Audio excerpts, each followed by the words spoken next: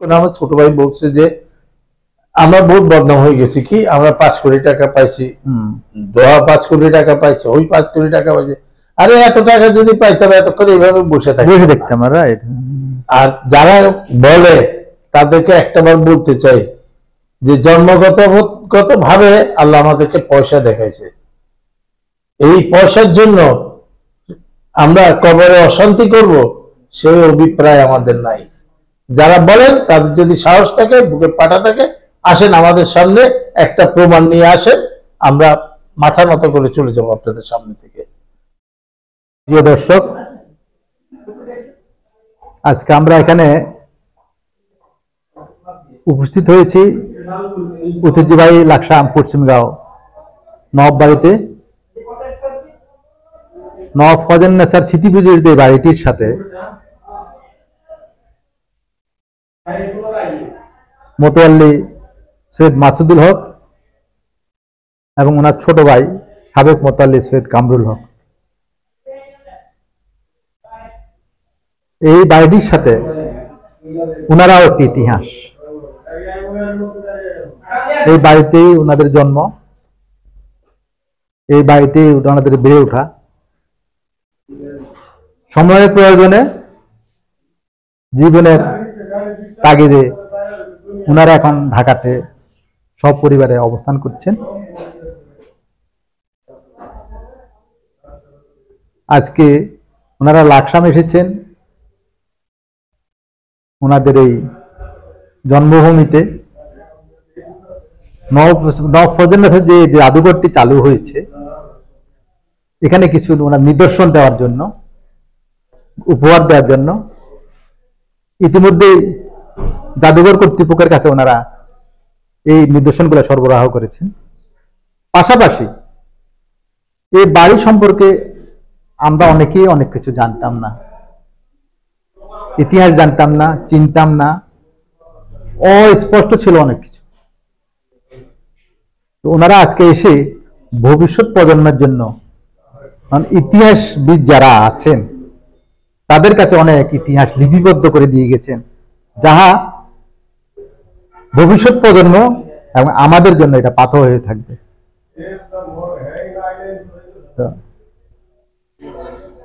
মাসুদ ভাই দীর্ঘদিন অসুস্থ ছিলেন, ভারতে জটিল একটি চিকিৎসা করেছেন, চলাফেরায় অনেকটা কষ্ট ছিল, যার জন্য উনি দীর্ঘদিন নবাব বাড়িতে আসেন নাই। এখন এসেছেন, এসে নবাব বাড়ির যে বর্তমান প্রেক্ষাপট, পরিস্থিতি, যে দৃশ্য দেখলেন, এ সম্পর্কে যদি মাসুদ ভাই আপনি সংক্ষেপে কিছু বলেন। আসসালামু আলাইকুম। প্রিয় ছোট ভাই,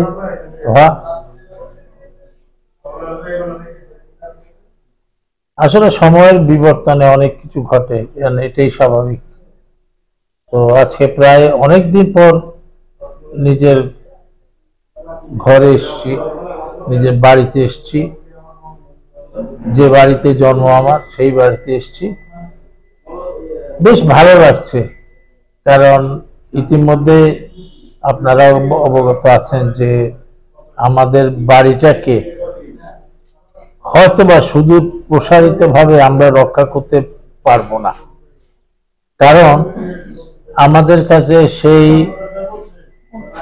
অতিরিক্ত অর্থবিত্ত বা এটার জন্য কোনো অনুদান বা মোটামুটি বড় ধরনের কোনো সহযোগিতা কারো কাছ থেকে পাওয়া খুব একটা কঠিন। সেই প্রেক্ষাপটে আমরা আমাদের মাননীয় সাংসদ এবং মন্ত্রী মহোদয় আমার কাছে একদিন এসে আমাদের কাছে খবর পাঠালেন, উনি নবাব ফজলুন্নেছা এই বসত বাড়িকে উনি কাজে লাগাতে চান, এটার উন্নতি করতে চান। তো বর্তমানে যে অবস্থা, এটার যে কোনোদিন হয়তো এটার ছাদ ধসে যেতে পারে, ক্ষয়ক্ষতি হতে পারে। এটা আমাদের পক্ষে এটাকে সম্পূর্ণ করা, আবার পুনরায় দাঁড় করানো বড় কঠিন ব্যাপার। সেহেতু আমরা চিন্তা ভাবনা করছি যে আমাদেরও অনেক বয়স হয়ে গেছে সবারই, তো আমরা আমাদের এই প্রতিভাকে এই ক্ষণজন্মা এক মহিলাকে, যে মহিলার কোনো তুলনা হয় না, সেই মহিলাকে ইতিহাসের পাতায় ধরে রাখার জন্য আমাদের এই ছোট্ট প্রয়াস। আমরা আমাদের বাড়িটাকে গ্রন্থাগার হিসাবে এবং জাদুঘর হিসাবে সংরক্ষিত করার জন্য আমরা আমাদের সর্বস্তরের অংশীদারগণ সবাই এটাতে মত দিয়েছেন, এবং পরবর্তীতে এটা যেন ফজলুন্নেসাকে বাঁচায় রাখে, এটাই আমাদের একমাত্র চাওয়া পাওয়া, এর বেশি কিছু না। আমরা আশা করি মন্ত্রী মহোদয়ের চেষ্টা অব্যাহত থাকবে, স্থানীয় প্রশাসন, মেয়র, তারপরে ভাইস চেয়ারম্যান, পৌরসভা মেয়র এবং আমাদের কাউন্সিলর ধরে ওসি এবং টিএনও সহ এর সঙ্গে, এই বাড়িটার সঙ্গে যারাই ওতপ্রোতভাবে জড়িত, তারা তাদের এই প্রচেষ্টাকে একদম সম্পূর্ণ করার জন্য নিশ্চয়ই আমাদের পাশে থাকবেন, আমরা এটাই আশা করি। এবং ইনশাআল্লাহ আমি ব্যক্তিগতভাবে সর্বাত্মক চেষ্টা করব এবং সহযোগিতা করব যেন আমাদের জাদুঘর কর্তৃপক্ষ এটাকে আবার এমন একটা নিদর্শন হিসেবে দাঁড় করাক, যেটা এই বাংলাদেশের বুকে ক্ষণজন্ম হয়ে থাকবে। ধন্যবাদ। এখন সৈয়দ কামরুল ভাই, আপনার একসময় মোতাল্লি ছিলেন, আপনার বয়সটা এখন কত বললেন জানি? 71 হয়েছে, মাশাআল্লাহ, আলহামদুলিল্লাহ। তো জীবনের এই শেষ প্রান্তে প্রায় আমরা আসি। আপনি জাদুঘরে অনেকগুলা জিনিস আপনারা দুই ভাই মিলে হস্তান্তর করলেন, শতাধিক হবে আমার মনে, শখানেক হবে না, 100 হবে। এর মধ্যে উল্লেখযোগ্য দুই চারটা জিনিস সম্পর্কে যেগুলো দিলেন, আজকে দিলে আমরা উন্মুক্ত হলো, এটা একটু সংক্ষেপে কিছু বলেন, আপনি কি কি দিলেন বিশেষ করে? ধন্যবাদ। আসসালামু আলাইকুম। আমি সৈয়দ মোহাম্মদ কামরুল হক, ফজলুন্নেসা চৌধুরানীর পঞ্চম বংশধর এবং উত্তরসূরি। আমি আজকে প্রায় বছর খানিক পর বাড়িতে আসছি, আসার পরে এর আগে আমরা বাড়িতে চেষ্টা করতেছিলাম যে কোনোভাবে যদি তথ্য বা কারণ নিয়ে যায়, যদি রক্ষণাবেক্ষণ করে, তাহলে বাড়ির সুনামটা থাকবে, কারণ আমাদের পক্ষে তো এটা সংস্কার করা সম্ভব, আর প্লাস এটা ওয়াকফ প্রপার্টি ওই হিসেবে। তো পরে মাননীয় মন্ত্রী জনাব তাজুল ইসলাম, আমরা ক্লাসমেট একই সাথে, উপজেলা চেয়ারম্যান ভূঁইয়া, আমরা ক্লাসমেট একই সাথে, তারপরে আমরা সবাই মিলে আগেও কয়েকটা বার চেষ্টা করছি, তদবিরও করেছি, কিন্তু আমরা কিছুই করতে পারিনি। পরে যখন মন্ত্রী সাহেব, তাজুল এমপি ছিল, মন্ত্রী যখন হলেন, তখন তার কথা হইল যে ভাই তুমি আমার বাড়িটা কি করবে, তুমি আল্লাহ দিছে তোমার, তুমি একটা জায়গায় আছো, এটা একটু উন্নয়ন করার চেষ্টা করো যাতে বাড়ির ঐতিহ্যটা ধরে থাকে, আর তুমিও এই বাড়ির কলেজের ছাত্র, আমরা একসাথে সবাই, মন্ত্রী মহোদয় আমাদের তাজুল ইসলাম। তারপরে ইউনুস ভুঁইয়াকেও বলছিলাম, আমি ইউনুস ভুঁইয়া আমার ক্লাসমেট, একই সাথে আমরা এই বলার পরে যা সে চেষ্টা করে এটাকে প্রত্নতত্ত্বে নিয়ে গেল। নিয়ে যাওয়ার পর প্রায় 5-6 বছর এদের কোনো কিছুই হইতেছে না, না সংস্কার না কি, জাস্ট এমনি পড়ে আছে, সাইনবোর্ড দেওয়া আছে আর পড়ে আছে, গেজেট হয়ে গেছে, কিন্তু এটার কোনো সংস্কার বা কোনো কাজকর্ম কিছু হইতেছে না। তারপরে আমরা আবার মন্ত্রী তাজুকে জিজ্ঞেস করলাম যে ভাই তুমি এটা তো কিছুই হইতেছে না, একটা কনসে বললো যে ঠিক আছে আমি দেখি, আমি সংস্কৃতি মন্ত্রণালয়ের সাথে কথা বলি। তারপর কথা বলে উনি এক পর্যায়ে ওনার সাথে একমত হইয়া বাড়িটি সাংস্কৃতিক মন্ত্রণালয়ের আন্ডারে নিয়ে এটা এটা জাদুঘরের ডিজি জনাব কামরুজ্জামান সাহেবকে দায়িত্বটা দিলেন যে দেখো এটা কি করা যায়। আরো আছে, উনি এটা নিয়ে গেলেন। উনি নিয়ে যাওয়ার পরে আমরা যখন এটা উদ্বোধন হয়, আংশিকভাবে উদ্বোধন, সেদিন আমি ছিলাম না, আমি দেশের বাইরে ছিলাম, আমার মিনিস্টার সাহেবের সাথে কথা হয়েছিল। বলছে যে ঠিক আছে, তুমি তো অসুবিধা নাই, তুমি ওপেন করে দাও। ওপেন করার পরে তারপরে এই আমি আসলাম এখানে। আইসে আমি যে দেখি আমার ভালো লাগছে যে এই জন্য আমরা তো কিছুই করতে পারলাম না। জি জি আসলে আমরা কিছুই করতে পারলাম না। জি আর শত চেষ্টা করেও কিছু করা যায় না। আর এদিকে দেখা যায় এই জায়গা ওই জায়গায় এর সাথে জায়গাগুলো মানুষ দখল বিপদের সুযোগ হয়। কইরা জি। বাস নিজেরা নিজেদের মধ্যে আছে, কেউ তারা অনেকে নবাড়ি নিজেদেরও দাবি করে। ভাবি রাইট এরকম দেখা গেছে। জি এটা তো হতে দেওয়া যায় না। নববাড়ি দাবি করে আপনাদেরকে মনে করে আমাদেরকে যদি ওরা বাড়িতে না আসে ভালো হয়। ভালো মানে না আসলে ভালো হয়। জি ভালো হয়। যাই হোক, তারপরে আইসে আজকে আমি যখন এটা দেখলাম আমার খুব ভালো লাগলো। এটা দেখে তখন আমার মনে ভিতরে কি ইয়ে হলো যে নফজুল আছে চোখ জানি যে রূপজালাল বইটা, জি এই রূপজালাল বইটার হ্যান্ড কপি, যেটা রাইটিং কপি, হাতের লেখা হাতের লেখা কপি, এই কপিটা আমার কাছে আছে। জি আমি আজ উৎফুল্ল মনে খুশি হয়ে আর আমাদের পরিবারের পক্ষ থেকে আমি ওই বইটা এই হ্যাঁ মনিরুল হক মনিরুল সাহেব ডাইরেক্টর হস্তান্তর করে যে ভাই এটা একটা দিয়ে রাখেন। এটা হইলো আসলে ফয়জুন্নেসার একটা, যে যার ফয়জুন্নেসার 4টা ভাষা জানতেন, এই সব ভাষার মিশ্রণ এটাতে আছে, জি এই বইটা। এবং এই লেখাটা হাতের লেখা, এটা আপনার সম্পর্কে আমি আজকে এটা অন্যদের কাছে হস্তান্তর করলাম। প্লাস সবচেয়ে দুর্লভ জিনিস যেটা, সেটা হলো একটা আজ থেকে বোধ হয় 60 বছর আগে একটা ছোট্ট কোরআন শরীফ, যেটা রূপার ইয়ে দিয়া বাঁধানো আছে। এটা আমি ব্যক্তিগতভাবে পাইছিলাম। যাই হোক, আমার কাছে থেকে খুব ক্ষুদ্র দেখলাম কোরআন শরীফটা, মানে এটা এখন দেখাই যায় না রাইট দেখাই যাবে না। এবং এটা এখনো যদি ম্যাগনিফাইং গ্লাস দিয়ে পড়ে পড়তে পারবে রাইট করতে পারবে। এবং 30 পারা কোরআন শরীফ ছোট্ট, এটা অবশ্যই বিরোধী, বিরল আর সবচেয়ে বড় জিনিস এটা আল্লাহর পবিত্র পাক কালাম।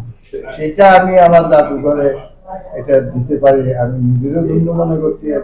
আমি মনে করি যে আল্লাহর কাছেও এটা সাদাকায়ে জারিয়া হিসেবে আমার জন্য দেখবে এবং দোয়া করবে। এই আশা ব্যক্ত করে এখন এই বাড়ি জাদুঘরে আরেকটা জিনিস দেখলাম, মানে যে আতর দেখলাম, যে একটা আতর দানা আতর ছিল, এগুলা আগের ব্যবহার করতেন ওনারা।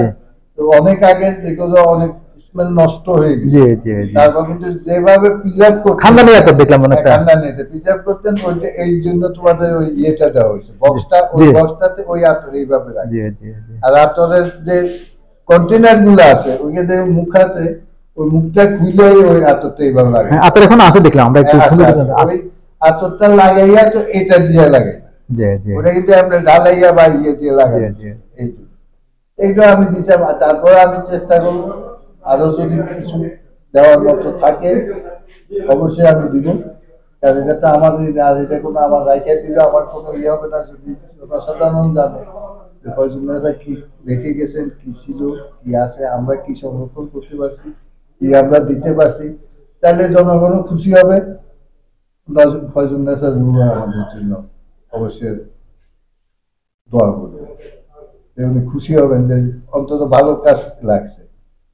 আমরা আশা করবো যে এই যে লাকসামের লোকাল প্রশাসন যারা আছে, তারা যেভাবে আগে আসছে, তারা প্রত্যেকটা কাজে যদি এইভাবে আগে আসে আর এই বাড়ির রক্ষণাবেক্ষণ করার ব্যাপারে যদি তারা সহযোগিতা সাহায্য করে, তাহলে আমার মনে হয় এই বাড়ি ইনশাল্লাহ একদিন আমার ফয়জুন্নেসার নাম, এটাই আমার আশা। এটা আমাদের সবাইকে ধন্যবাদ। আপনারা আমাদেরকে আজকে এখানে ডাকছেন, সেই জন্য আমরা কৃতজ্ঞ। এখন একটা সুবিধা হবে, আমরা মাঝে মধ্যে আসবো, হয়তো আমাদের পরিবারের লোকজন নিয়ে দেখাশোনা হবে, সবার সাথে দেখা সাক্ষাৎ হবে, আমাদের যোগ সাজস থাকবে। হ্যাঁ আমরা আসবেন, এবং আপনাদেরকে অনেকে মডেল হিসাবে নেবে, আপনাদের সাথে অনেকে সেলফি তুলবে নব ফ্যামিলির ইয়া হিসাবে।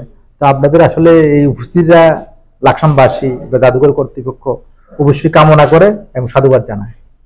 আর মাসুদ ভাই, আপনি একটু সংক্ষেপে বলবেন, বিশেষ করে দূর দূরান্তে আপনাদের বংশধর যারা আছে, তাদের কারো কাছে যদি ওই ধরনের কোনো নিদর্শন থাকে, এই জাদুঘরটাকে সমৃদ্ধ করার জন্য, অন্তত সবার যার যার কাছে যা আছে যদি কেউ যদি দিয়ে সহযোগিতা করে তাহলে সমৃদ্ধ হবে। এই ব্যাপারে যদি আপনি আহ্বান জানান মতোয়াল্লি হিসাবে বা অভিভাবক হিসাবে।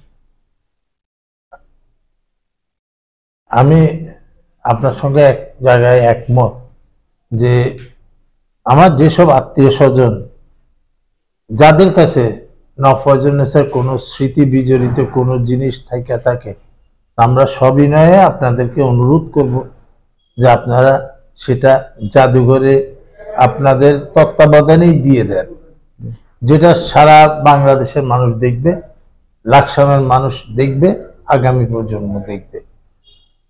আর আর আমি আরেকটা জিনিস বলতে চাই পরিশেষে, আমি আমার পরিবারের পক্ষ থেকে, আমাদের ফ্যামিলির পক্ষ থেকে আজকের এই আয়োজনকে সাধুবাদ জানাই। এরকম একটা আয়োজনের জন্য, সংক্ষিপ্ত আয়োজন কিন্তু খুব বর্ণাঢ্য আয়োজন হয়েছে।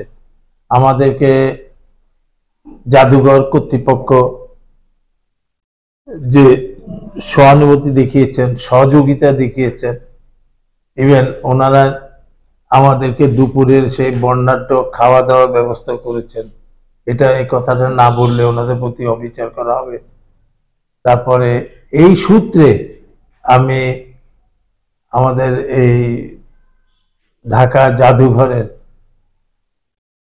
ডিজি জনাব কামরুজ্জামান সাহেব এবং ওনার সহকারী যেসব ডাইরেক্টররা আছেন, যেসব ভাইরা আছেন, যারা ঢাকাতেও কাজ করেন, যারা এখানেও কাজ করতেছেন, যাদের অক্লান্ত পরিশ্রমের ফসল আজকে এই জাদুঘর, আমরা এটা স্বীকার করি, নির্দ্বিধায় স্বীকার করতে এখন কোনো অসুবিধা নাই।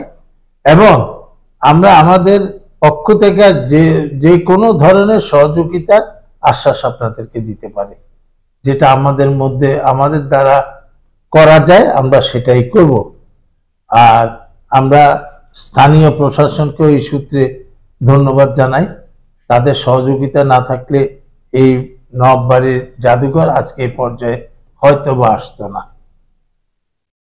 তো আমরা আশা করি আমরা স্থানীয় প্রশাসন, মাননীয় সাংসদ এবং অন্যান্য যারা আছেন সবার সহযোগিতা আমরা একযোগে কামনা করি, যাতে আমরা একযোগে সর্বপ্রচেষ্টায় এই জাদুঘরটিকে একটি মহান জাদুঘর হিসেবে, আদর্শ জাদুঘর হিসেবে প্রতিষ্ঠিত করতে পারি।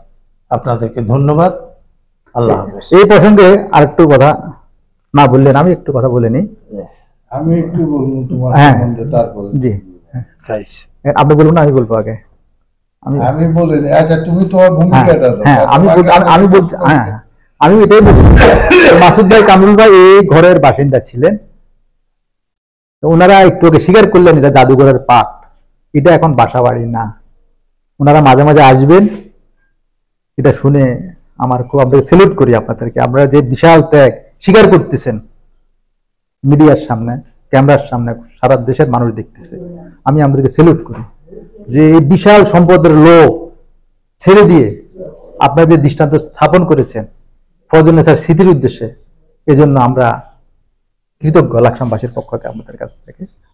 পাশাপাশি ফজলনেসার বংশধর যারা আছেন, ছড়িয়ে ছিটিয়ে বিশ্বের বিভিন্ন জায়গায় আছেন, তাদের প্রতি আহ্বান, এটা এখন আর কারো ব্যক্তিগত বাসা বাড়ি না, এটা একটা সরকারি প্রতিষ্ঠান, নিয়ন্ত্রণের প্রতিষ্ঠান। এখানে যে কারো আসার অধিকার আছে, টিকিট কেটে সাধারণ পাবলিক যেমন আসতে পারে, আপনারা ফ্যামিলির লোকজন যারা আছেন তাদের জন্য আসলে টিকিটের কোনো ব্যবস্থা না। আপনারা মেহমান হিসেবে আসবেন, আপনাদের এই যথাযথ সম্মান মর্যাদা এই জাদুঘর কর্তৃপক্ষ সংরক্ষণ করবে স্পেশাল ভাবে। ইতিমধ্যে কয়েকজন আসছেন, মেহমান আসছেন আপনাদের ঢাকা থেকে, ওনারা আবেগে আপ্লুত হয়ে গেছে জাদুঘর কর্তৃপক্ষের আতিথেয়তায়। আমার মনে হয় দূর দূরান্ত থেকে যারা আছেন, তারা এই বাড়িটিতে হয়তো বিভিন্ন কারণে আসেন নাই, গাড়ি নিয়ে ঢুকতে পারেন নাই, পরিবেশের কারণে আসেন নাই, এখন আর সেই পরিবেশ নাই। আমরা আসবেন, উপভোগ করবেন এবং এই জাদুঘরের সাথে আপনারা সম্পৃক্ত থাকবেন, সহযোগিতা করবেন এবং আপনাদের যে প্রাপ্য সম্মান, আমার বিশ্বাস যে আপনারা আপনাদের যথাযথ সম্মান এখানে অবশ্যই পাবেন। এখন কামরুল ভাই অনেক কিছু বলবেন, দয়া করে যদি কিছু। আমার কথা হলো এই দোয়া সম্বন্ধে। দোয়া অনেক জুনিয়র, জি জি অনেক আছে, 90 সম্বন্ধে হয়তো কিছুই জানে জি জি বুঝবো। কিন্তু বাবা, ওর বাবা আমাদের অ্যারাবিক টিচার ছিলেন, ওর দাদা ছিল আমাদের বাড়ির পূর্বে সবাইকে পড়াতেন, জি জি আবে সাহেব, জি আবার খাবার ওনাদের আব্দুল আজিজ সাহেব, জি আমাদের কথা বলে এখানে শেষ করা যাবে না। আর সবচেয়ে বড় কথা হলো এখানে একটা কথা উঠে গেছে যে মিনিস্টার সাহেব হয়েছে কামরুল সাহেবের ক্লাসমেট, একসাথে লেখাপড়া করছে। কামরুল সাহেবের যা কয় তাই, কামরুল সাহেবের 5 কোটি টাকা দিয়ে দিছে, 5 কোটি টাকা মাসুদ সাহেবের উপরে দিছে, দিয়া নিয়ে গেছে। এই যে একটা ভুল ভ্রান্তি মিডিয়ার সামনে অন্তত অ্যাটলিস্ট একটা কথা আমরা বলতে পারি, মিথ্যা কথা তো চ্যালেঞ্জ করতে পারি। এরকম যদি কোনো প্রমাণ কেউ দেখাইতে পারে এই কথা, তাহলে আমরা মাথা নত করে কিন্তু কথা শিখি। আশা করবো যে এই ধরনের বিভ্রান্তিকর কথা যেন কেউ না বলে, এই ধরনের বিভ্রান্তিকর যেন ঘটনা না করে। আমরা যেভাবে চাইতেছি, যদি যেটা আমরা কিছু করতে পারি না, বিদায় তো আমরা এটা সরকারের যেহেতু সরকারের দিছি, সরকারে এটা নিতেছে, সরকার এটা মিউজিয়াম করবে। যদি সরকার মনে করে যে এটা নিয়ে যায় ঠিক আছে, একটা মিউজিয়াম হয়েছে ফজলুন্নেসা নাম হইতো, ফজলুন্নেসা পরিবারের জন্য আমাদের কিছু করার আছে, সরকার যদি মনে করে, যদি কোনো অপশন থাকে অবশ্যই সরকার করবে। আমি আশা কিছুক্ষণ আমার ছোট ভাই বলছে যে আমরা বহুত বদনাম হয়ে গেছি, কি আমরা 5 কোটি টাকা পাইছি, দোয়া 5 কোটি টাকা পাইছে, ওই 5 কোটি টাকা পাইছে। আরে এত টাকা যদি পাইতাম এতক্ষণ এইভাবে বসে দেখতাম। আর যারা বলে তাদেরকে একটাবার বলতে চাই যে জন্মগত ভাবে আল্লাহ আমাদেরকে পয়সা দেখাইছে, এই পয়সার জন্য আমরা কবরে অশান্তি করব সেই অভিপ্রায় আমাদের নাই। যারা বলেন তাদের যদি সাহস থাকে, বুকে পাটা থাকে, আসেন আমাদের সামনে একটা প্রমাণ নিয়ে আসেন, আমরা মাথা নত করে চলে যাব আপনাদের সামনে থেকে। কিন্তু বিভ্রান্তি ছড়াবেন না, ডোন্ট ডু ইট। এটা শুধু আপনারা যারা চেষ্টা করতেছেন যে ফজলুন্নেসার নাম বিক্রি করে আমাদেরকে বিব্রত করছেন, তা নয়। আপনারা পুরা লাকসামবাসীকে বিব্রত করছেন, পুরা বাংলাদেশকে ছোট করতেছেন। আমরা এটা চাই না। আমরা চাই বাংলাদেশ তার মাথা উঁচু করে দাঁড়াক, আর ফজলুন্নেসা এবং তার কীর্তিগুণ, যেগুলোর জন্য মানুষ হাহাকার করতেছে, সেটাকে আজকে যে জাদুঘর তাদের নিজস্ব প্রয়াসে কষ্টে এরা তুলে ধরতেছে, সেই জন্য তো অন্তত জাদুঘরের আর কিছু না পাওয়া দরকার, একটা ধন্যবাদ তো পাওয়া উচিত। এতে পয়সা খরচ হবে না। আপনাদেরকে বলি, যারা এইসব বিভ্রান্তি ছড়াচ্ছেন, আল্লাহর ওয়াস্তে বিভ্রান্তি থেকে বেরিয়ে আসুন, এবং যারা এই কাজে সচেষ্ট আছে তাদেরকে আগামী দিনের জন্য, আপনাদের আগামী প্রজন্মের জন্য তাদেরকে সহযোগিতা করুন। ধন্যবাদ। আমার একটু বলার আছে, আমার বলার হলো এই যে ফজলুন্নেসা ওয়াকফকৃত সম্পত্তির পরিমাণ হলো 21,158 শতক জায়গা। এখন এটা কি শুধু লাকসামে? 14 গ্রাম ধরেন, বেগমগঞ্জ ধরেন, মিরেশ্বরাই ইয়েতে ধরেন, তারপরে ফেনী ধরেন, নাঙ্গলগড়, এগুলো যদি ধরেন, এই যে ওয়াকফকৃত জায়গাগুলা, এই সম্পত্তিগুলা আমরা আমাদেরকে তো কেউ বুঝাই দেয় না, আমরা পাই না। যেহেতু ওয়াকফ এগুলা ধরে রাখছে, ওয়াকফ তো বুঝে নিচ্ছে, তাহলে ওয়াকফ এগুলা উদ্ধার করবে, অনতি বিলম্বে উদ্ধার করে এই জাদুঘরকে আরো সামনের দিকে তাইলে উনার ওয়াকফকৃত সম্পত্তিও রক্ষা হইলো এবং উনার ঐতিহ্য টিকে থাকে। এই আবেদন রাইখা আমি সবাইকে ধন্যবাদ জানাই।